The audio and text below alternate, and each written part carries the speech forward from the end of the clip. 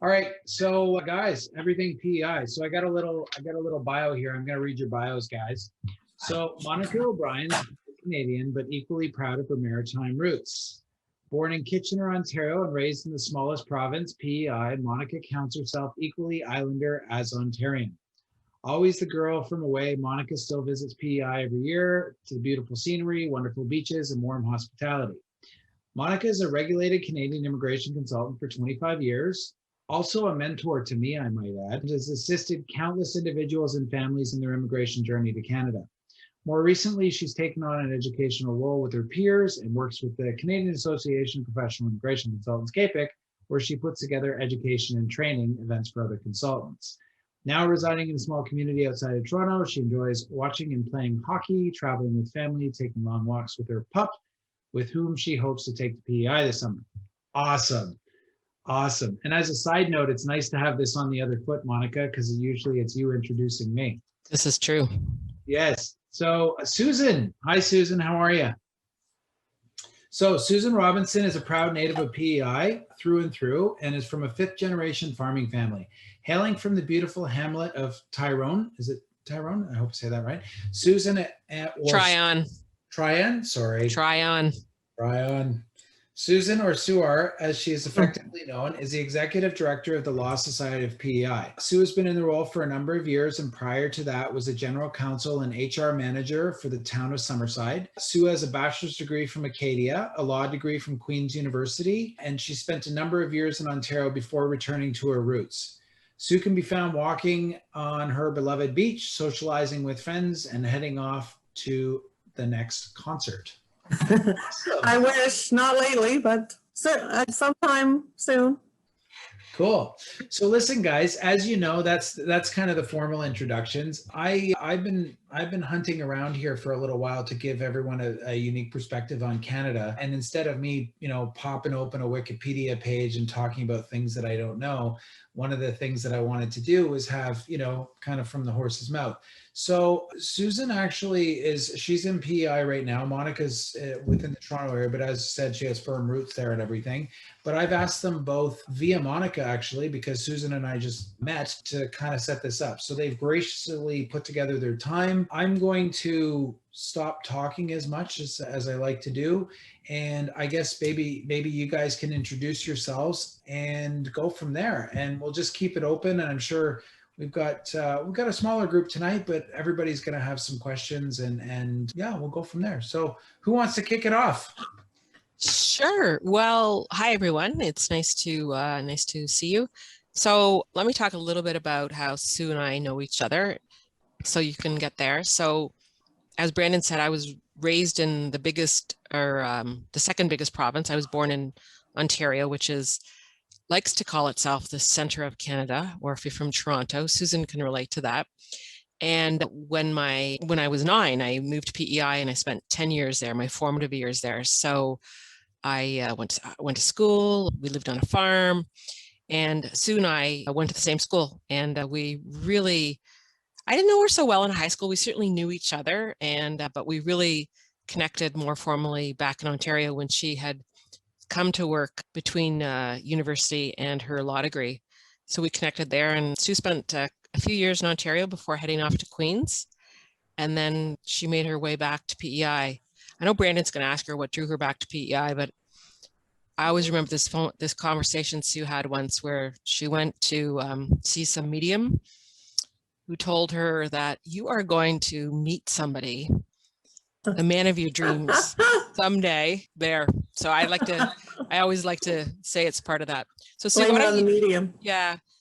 So maybe Sue, you could talk a little bit of your circuitous route of starting off in PEI, Halifax, Ontario, and then back home. Sure. So like Monica said, and Brandon said, I'm born and raised here in PEI from a family farming community. Finished high school, went off to university in a neighboring province of Nova Scotia, and then eventually I went up to the big city of Toronto, made my way to work and so on. Reconnected with Monica and some other friends from PEI, and then ended up going to law school in Ontario and working for a bit in Toronto down in the financial district after that, and then eventually made my way back to PEI, and Brandon did ask me this, and I said, I think every maritime person that leaves the Maritimes or Atlantic Canada is always dreaming of going back. You can take us out of the Maritimes, but we always are just edging to get back somehow. So I did come back, interviewed for a legal job here, and then came back, worked here for a bit, met my husband, settled down, had a family, and so on. So yeah, I'm been called to the bar. I've been practicing in various capacities for almost 30 years now. So I'm still working here and have raised a family. My one son is in university and my daughter's in grade 12, about to graduate. So anyway, she's just heading out to her piano lesson. So yeah, we live in the country, but drive about 25 minutes into the city of Charlottetown, which is the capital, to my job, and everything is close here. You can get it's a kind of a running joke. You can get everywhere in like half an hour. So yeah. On that note, what I'm going to do is I'm actually going to I'll share my screen here for everybody so that we can just give them a little bit of context. So guys, can everybody see my screen? Okay, awesome. So just to give it some perspective, here's PEI out here on the East Coast, right? So next there. So if we zoom in, so you've got New Brunswick over here, Nova Scotia and whatnot. Let me zoom in. So where are you, Sue? I'm very close to the bridge. You see where the bridge is? Yep. Yep. Just a little bit to the east of the bridge on the south shore. Yep. So you can see where that Augustine Cove is, just right around there. And then you work in Charlottetown, correct? Yeah, which is over here to the east. Yeah. Yep. In here, right? Yep. Cool. And you say that's about 25 minutes? Yeah, 25, 30-minute drive. It's highway driving. It's not congested traffic ever. Maybe Okay. in the summer when people are trying to get out of the city to go to the beach. So But, how long would your rush hour traffic last? like it's nothing. It's hardly just a very few minutes. Nothing. No rush hour traffic to speak of. So to put that in perspective, guys, the population of the island's what, about 160,000? Yeah. And population of Charlottetown's is 60? Is that what you said? Yeah, that's right. 60. So, and then what if you're driving, say, from one side to the other in terms of, what is that? So 10 kilometers. So how long? Yeah, well, if you went up to the very top, like the tip up there, that would be, a couple hours from Charlottetown. Okay. Up to the west, and then down to the east would be an hour drive from Charlottetown. Awesome. Yeah, like sort of from tip to tip was about 3.5 hours, Sue, Yeah. maybe? Yeah. So what's just as a bit of a context. So where do most of the population would be centered around Charlottetown? And Charlottetown, and then Summerside is the other city. So if you look to the left of the bridge, over here. there's Summerside. It's the second city there. So that would be maybe another 20,000 max in there. Okay, cool. Awesome. And then the rest are scattered throughout. If on the North Shore of PEI is the main tourist area, so there's a lot of summer residences, well, all around the coast, but Okay. on the North Shore, north of Charlottetown. In terms of like main industries and whatnot, what stands out in your mind? Agriculture for sure, farming and mixed crops, and some animal farming as well, but mostly crops. And then fishing, lobster fishing, other kinds of fish as well, scallops, crab, but a lot of shellfish. And then the third sector is tourism. Right. Normally, not right now, but with COVID, but. So those are the three big industries. And in terms of the three big industries, there's another industry that's developing, which is an aerospace industry. It's at one of the old former forces bases that closed, but it's now somewhat of an industrial park for the aerospace to build aircraft parts and helicopter parts and that type of thing. Interesting. Very Is interesting. that the one in Summerside? Yes, yeah. Wow. So they've done some innovation there. Yeah, they have done quite a bit of innovation there. So I think I've covered off the main industries. Monica, anything else you can think of? No, I think that is it. It definitely, there are little cottage industries here and there. People are very inventive. We were talking earlier how, you can go to PEI and, run with COVID, you can do business remote, whatever it might be. But those are definitely the sort of the main.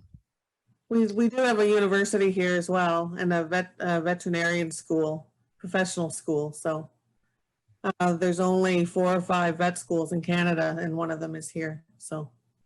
Oh, really? I didn't know that. Interesting. Yeah. And there's along with UPEI, there's there's a couple of colleges, Holland College, which is in Summerside and Charlottetown. Yeah. Several colleges, nursing school, that type of thing. So the education is probably another fairly large sector employer here as well. Awesome. And then in terms of lifestyle, what do you have to say about that? What's like, because again, and I think this is an awesome question for you, because you're from you've lived pretty much all over Canada, so you have a good kind of feel of that. So and again, this goes back because the drawing back, it's obviously, I would think it's a lifestyle thing too. No? Yeah, you can have a very nice lifestyle here, very comfortable, a nice home, do some traveling when you're allowed to, all that type of thing. You can have a very nice lifestyle here in PEI. And it's, I would say much more relaxed lifestyle than say living in a big city. Lots of space to breathe and do things and enjoy the great outdoors. It's lots of that goes on here. We have trails and hiking and biking and lots of, as they mentioned, beaches in the summertime and lots of space. So. Can I ask you another question just out of curiosity that popped up because you mentioned travel? In terms of like, if you wanted to take a trip somewhere, say you wanted to go to Europe or say you wanted to go to Florida or something, how would you fly to those destinations? Right. So we have an airport here in Charlottetown. You would, to go to if you were going to Europe, you would probably fly to Montreal and then fly from Montreal to Europe or Toronto.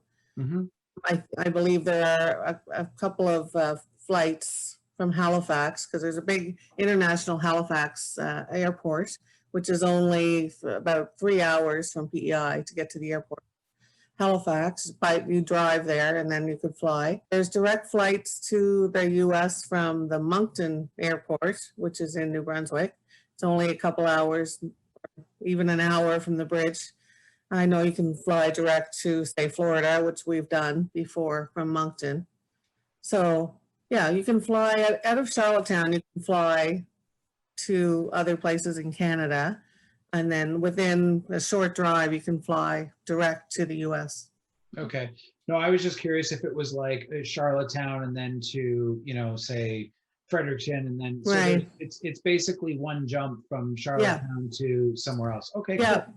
Cool. There's a couple flights a day in normal times to Toronto and a couple to Montreal.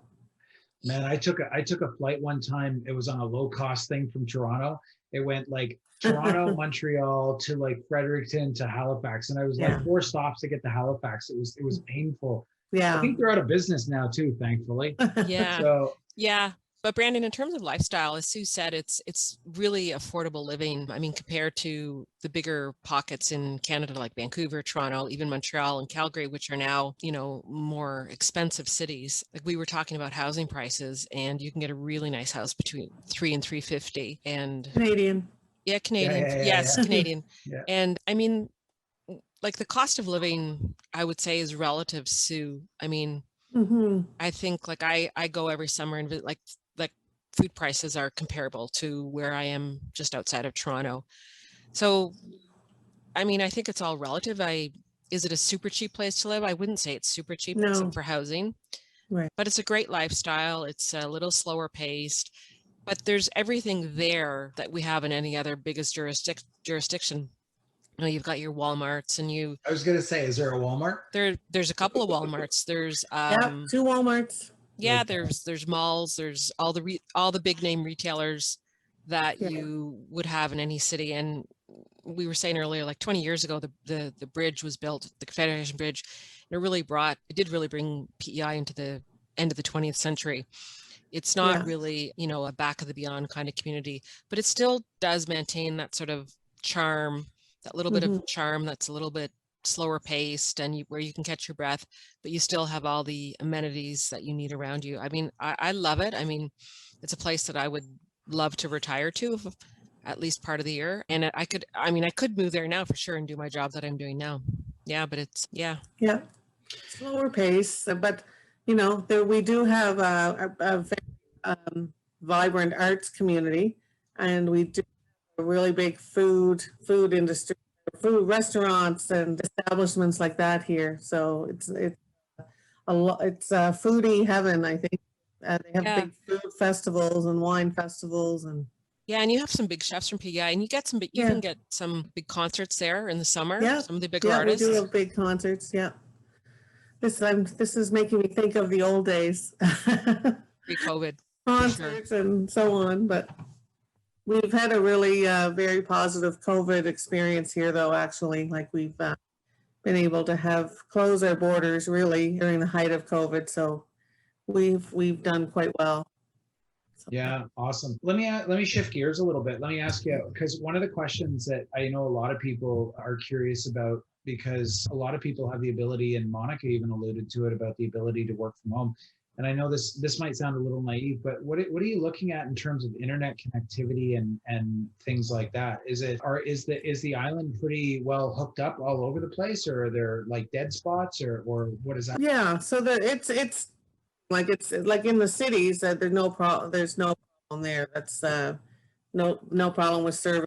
And even here, we're in the country and it's getting better all the time. Like ours has improved dramatically even in the last year. We're going to have fiber op at our cottage this summer, which is also in the country. So it's really, I think it's really improving. The government's putting a lot of money into that right now, because that became as an issue at the start of COVID when the kids all got sent home from school and universities, and people came home from work, is that some issues with the rural areas for internet that really came to the forefront. So it seems like that's improving all the time, and it's not an issue in the bigger centers and PEI. There are spots probably that are dead zones, but I mean, that's not where we are. There might be, a few of those around, but I think people are generally pleased with how that's been improving. Awesome. Guys, does anybody want to jump in with some questions? Go, Ren. Can you talk about the weather? The weather. Well, I don't know what this is in Fahrenheit, but it's 2 degrees right now. And what's that? That's probably about. It's above freezing, a couple degrees above freezing. 35, My 36, yeah. Yeah, but so generally though, in the summer, and Monica can help me out here, it's, on average it would be, well, what would it be in Fahrenheit? Like, let's say 25, what's the, like, so 80, like 75 to 80? 75 to 80, and there's like really mild, not a lot of humidity at all, I assume. No, hardly. If it's humid, it's unusual. It's always a nice breeze. So the summers, July, August, and September is really nice now. The seasons have kind of shifted. Where it used to be June, July, August, but now September is really nice. And the fall's really beautiful here, very colorful with all the leaves and so on. And then we usually 50-50 that we would have snow for Christmas. And then January, February is usually snow. We have snow right now. February, March would be snowy, and it can get cold, but as is everywhere, it's warm, global warming, and it's not as cold as it used to be. Quite a bit of wind in the winter, but then April, May, you start to get excited about summer coming, and like it's definitely seasons for sure. Yeah, and it's definitely, the winters are not nearly as bad as they used to be. No. I mean, it used to be you could count on 4 to 5 months of a solid winter, but now you're really Yeah. looking at 2.5 to 3, Yeah. and it's Yeah. pretty manageable. Yeah. But yeah, summers are nice and it's not too humid. It's very pleasant, warm, that type of thing. Lots of sunshine, lots of sun here. And, Amazing. all year round, really. We don't get a lot of cloudy, rainy days that stay for long, like days on end kind of thing. So, You Cool. gonna move, Brandon? Sorry, You gonna move? am I gonna move? Yeah, you sound like you like the sun idea. You know what though? I'll tell you what. I always tell people, and I'm not joking. If so, I obviously have family here and stuff, so I'm kind of dug in. I'm entrenched. But when I tell people, I'm like, go east, man, go east. Like, forget about, well, I won't express my opinions of why I say go east, but go east. There's more opportunity, right? And it's honestly like I said, depending on how COVID goes, my plans were is to head. I want to hop in the car and go because I Well- haven't been driving, so I want to. I'm going to put some kilometers on my Well, car. I have Yeah. an interesting fun fact for you. I have a friend who she and her husband are moving to White Rock, BC. She's going next week, and she's been out a couple of times to get ready to go. So she bought a vehicle out there and she's getting insurance. You know what her insurance is? She's What? 55 years of age and she's bought a little truck. And for her, she's got no accidents, $6,200. What? $6,200. 62. Now Wow. she's able to wangle and get some discounts in various ways. So she was able to get it down to 4,000. So Sue, you have to tell me that insurance rates are not like that in No. PEI. no, I can't tell you what right off the top what exactly they, but that would not be anywhere near that. Yeah, and I think partly in No. BC it's because it's a socialized insurance system. The insurance is through the government. So Socialism. it's yes, it's Socialist one. insurance. So, but there's trade-offs with that, right? So Yeah. those are factors that you take into consideration when you're thinking of moving, right? You look at your insurance costs and schools and different things like that. So, Mhm. I always tell people BC stands for bring cash. oh, it's true. Beautiful It is place to true. go. It's super expensive though. Yeah. Yeah. Cool. What else, guys? Dive in. I had one more question. Just this is actually for my wife who couldn't be here, but like access to healthcare, things like that. Obviously, it's an Mhm. island, but it sounds like there's big, like relatively large cities. So, are there any Yeah. issues with that, or do you ever have to leave the island for anything? Maybe it's for something really specialized, but we have like a couple of major two hospitals in each of the cities and smaller facilities out in the country. But you would have access if you needed to go to Halifax or Moncton if there was something really specialized that you needed. And you do here, we have a cancer treatment center here. If in PEI, you don't have to go away for treatment, but something really specialized, you might have to go off island. But we have our lots of little community medical centers and so on here, and then the two major hospitals. And so, And just, oh, sorry. Just No, to you go ahead, piggyback go. off of that really quick, as far as trauma or like pediatric care, do you have facilities for that as well?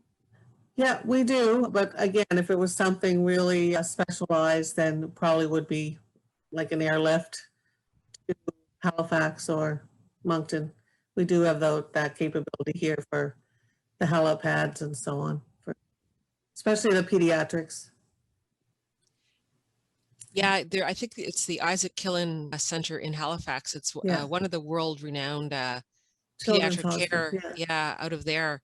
But definitely the two hospitals, especially the hospital in Somerset, is pretty new, eh? Yeah. Sue, and really cutting edge. Yeah. Yeah, there's some great. It's a great treatments. facility. I'm on the board of that hospital, so. Are you really?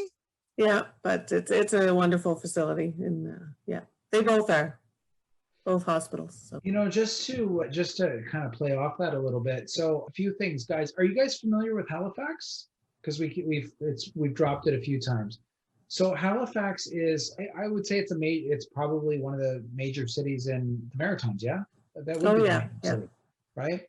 Yeah. So Halifax is in Nova Scotia. So if you're looking at the map, it's kind of like where the, well, whatever. It's there. So Halifax is in Nova Scotia, but it's one of, I'd say, probably the biggest city in the Maritime. So, and one of the big distinctions that Monica was alluding to as well was the Confederation Bridge that was put in.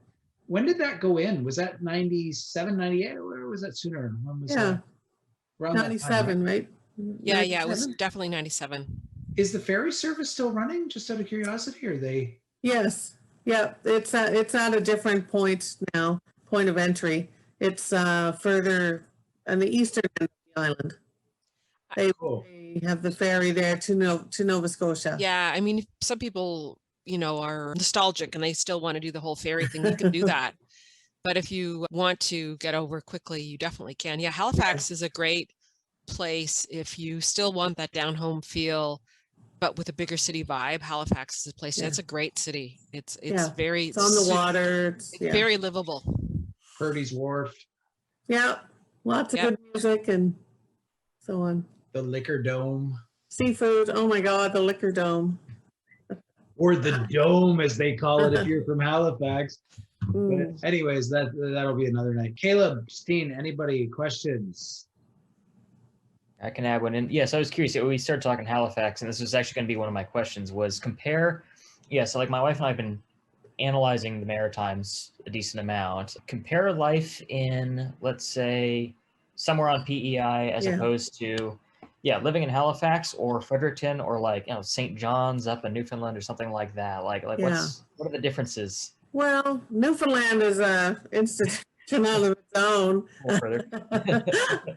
That's a fun place to go visit, and St. John's is a great city. Halifax, it's quite metropolitan in Halifax, I would say, but it's probably a bigger version really of Charlottetown. They have a lot of universities. They have a number of universities in Halifax. It's bigger. It's a big port. So they would have, that would be a big part of the industry in Halifax, government and so on. But it's a great city. I love Halifax as well. Fredericton and Moncton and the cities in New Brunswick are smaller cities. My son actually goes to university in Fredericton, so a bit of time there. But it's it's not that much different than here in the other.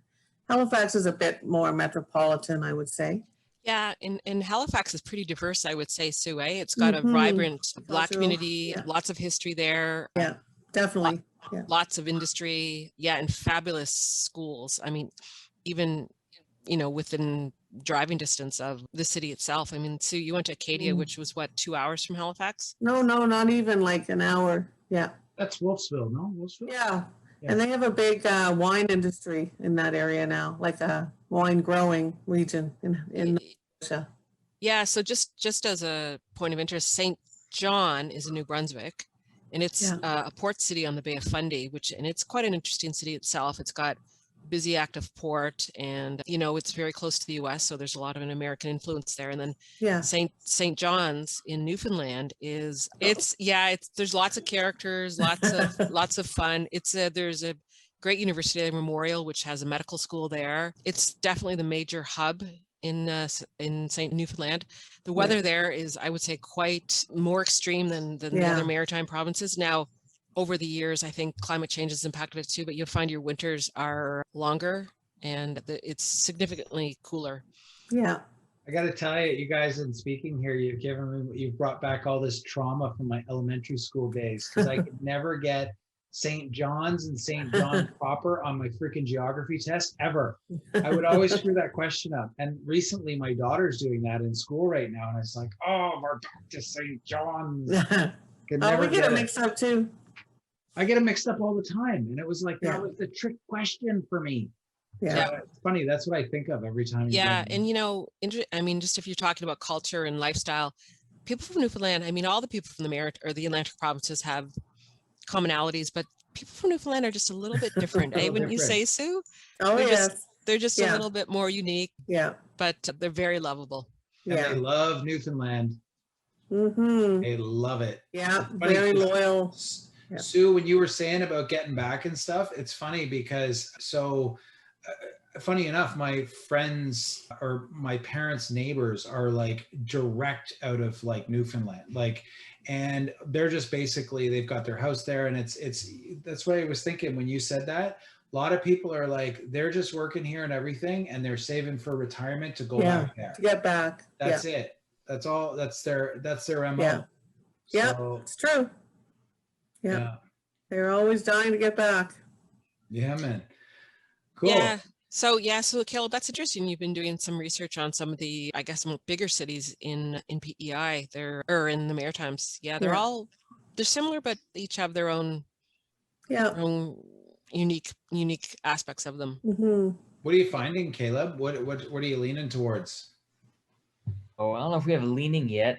I'm pondering, the house price question is part of it, given, I'm trying to figure out, so which spot is everybody from Toronto not going to yet is part of the question there, just to keep the home prices from being absurd. So that's part of it. I'm watching, so of course I work in tech and sort of on the design side of things. And so I'm trying to figure out, my initial goal would be sort of keep my US job and sort of arbitrage that way. But in the event that I need a local job, what does that look like? So I'm checking unemployment rates and that kind of thing. So I'm trying to figure out which ones are more on sort of the innovation side and would know what to do with, let's say, a web designer, as opposed to which towns are too small to support that kind of thing. So I don't know that I found one real close. It's interesting that you mentioned the weather. I was curious, how it is up in the Gulf up there for PEI. I normally associate Prince Edward with, Anna Green Gables, that kind of thing. So I think long winters. I assume everything out there has long snowy winters, and so it's interesting to hear it's probably warmer than I'd perceived. Yeah, I think so. I think it has definitely changed. Now, every few years we'll get like snowmageddon kind of a year, but those are fewer and far between than they used to be. Yeah, for sure. Like if you were like cities like Quebec City and even some of the northern communities in the US often have much harsher winters than we do. Yeah. Believe it or not. I mean, I'm talking southern Ontario, but yeah. Cool. Yeah. Awesome. Did anybody else have any other questions? One more from my wife that she sent me was, you kind of alluded to this, but I was wondering if you could talk more directly about kind of population demographics, more in terms of age.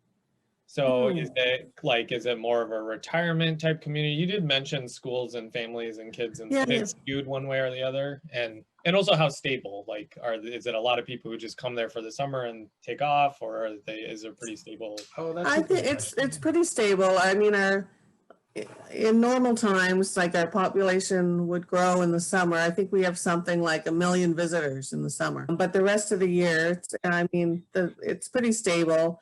I'd say the demographics are, I should know the answer to this, but I think it's pretty evenly. There's lots of young families, lots of, there's retired folks, but I think it's pretty widespread, like it's just a diverse demographic.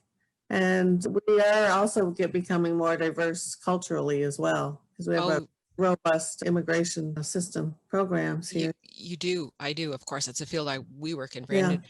But when I go in the summers and I'm the last summer I was there, I wasn't there last summer, of course, but the summer before in 2019, it was really the most diverse I had ever seen it. I would go into places of business and I'd see different ethnic groups, or I'd see little pop-up stands with people were, Sri Lankan food or Thai food. It's so great to see. It's so great to see the diversity. And of course, university has quite a big international student component to 25%, I think.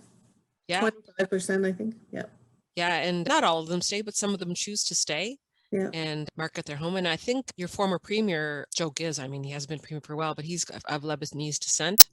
Yeah. We have quite a large Lebanese community here. Yeah. Cool. All right. So here's some trivia. I'm going to throw you right on the spot. What's the provincial flower? Lily of the Valley. Lady Slipper. Lady Slipper. Pink Lady Slipper. Boom. That's question number 1. Okay. What's the provincial tree? Oak. Oh God. Yeah, oak. Red oak. That's 2 for 2. God. All right.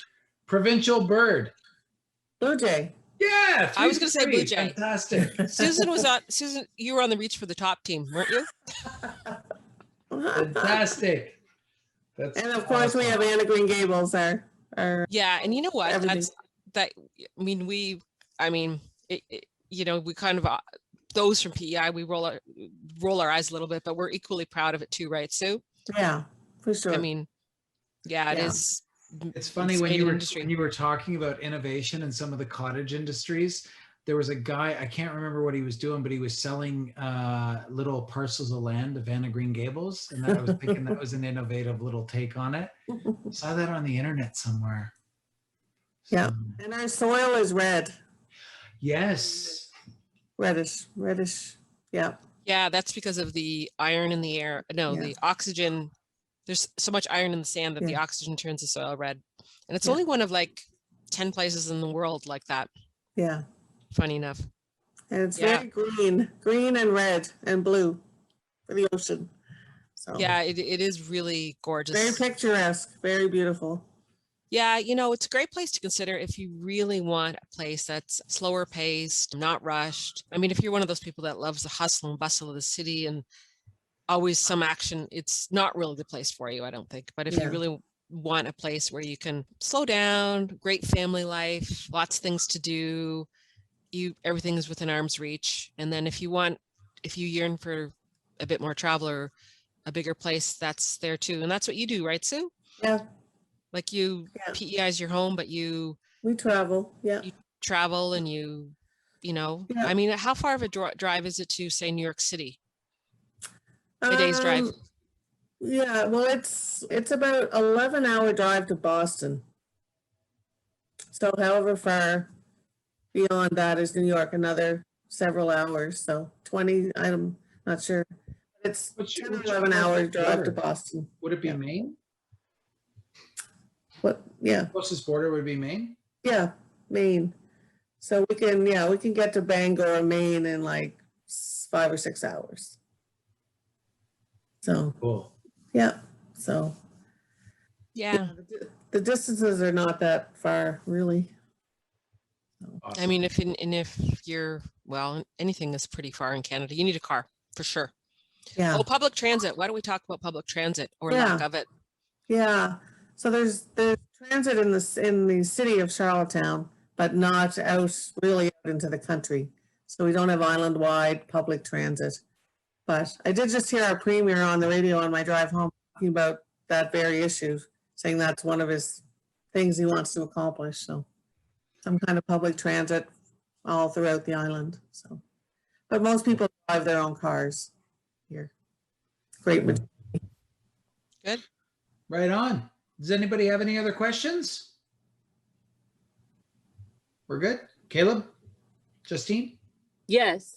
As far as like extreme yeah. weather events, do you have any severe storms or Like anything hurricane that? type things? Yeah. Probably not severe weather events like we had.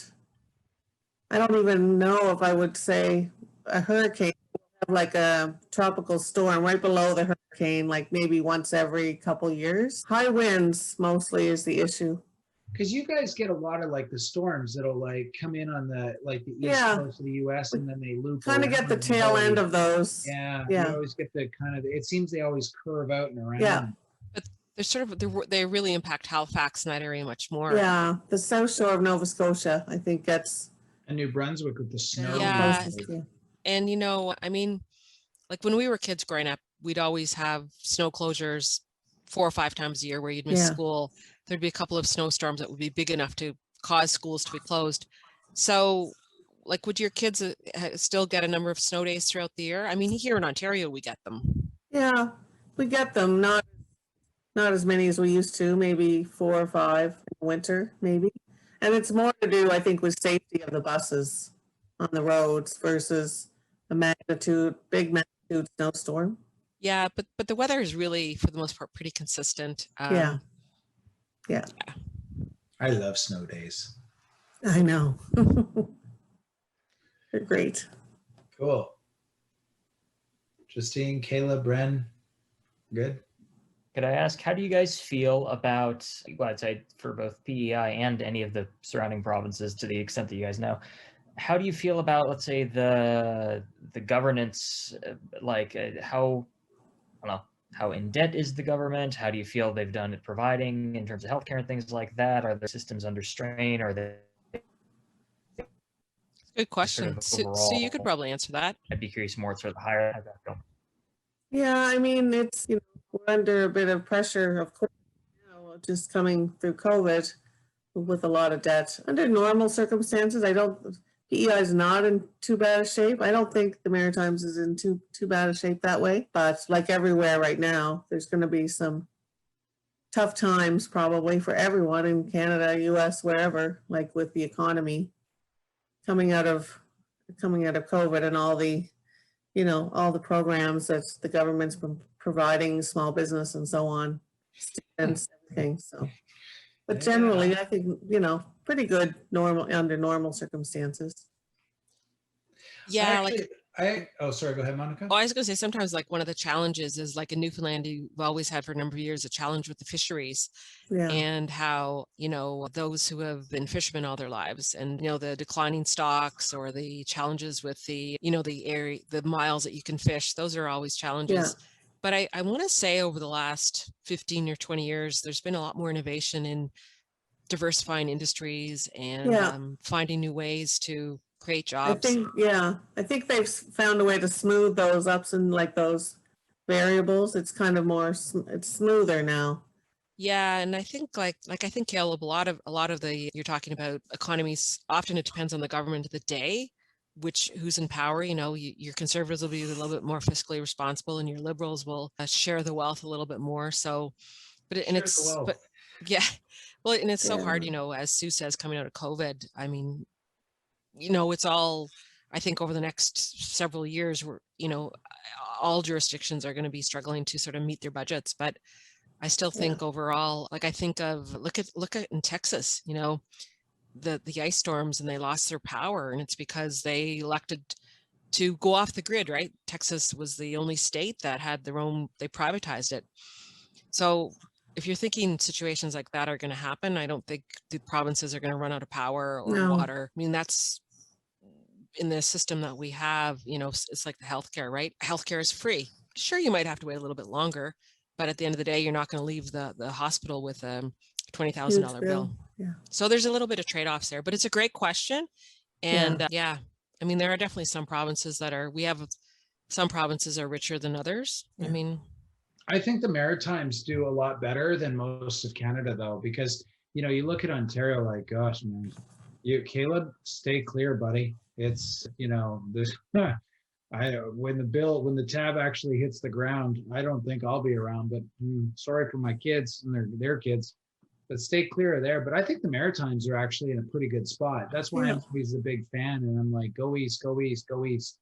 So there's lots of opportunity there. And I also think in terms of the innovation side, like I know there was a lot of push with New Brunswick, and they were pushing a lot of the tech sector, and they were doing a lot of things that way to just try to kickstart that. I would say it kickstarted a little bit. It's still going because I actually touched base with a few people in that just to keep my ear to the ground in that area. But I think that, one of these days it's just going to kick because I know a lot of people that have transitioned out of Ontario and they've moved, strangely enough, to New Brunswick, and man, they're sold their house, living mortgage free, and they're like, quality of life is like, I feel like I'm in a big small town. It's not like crazy metropolis, but there's still a sense of community, and I think that's what's actually lacking in a lot of other places. There's no community anymore, and so I don't know, just my 2 cents.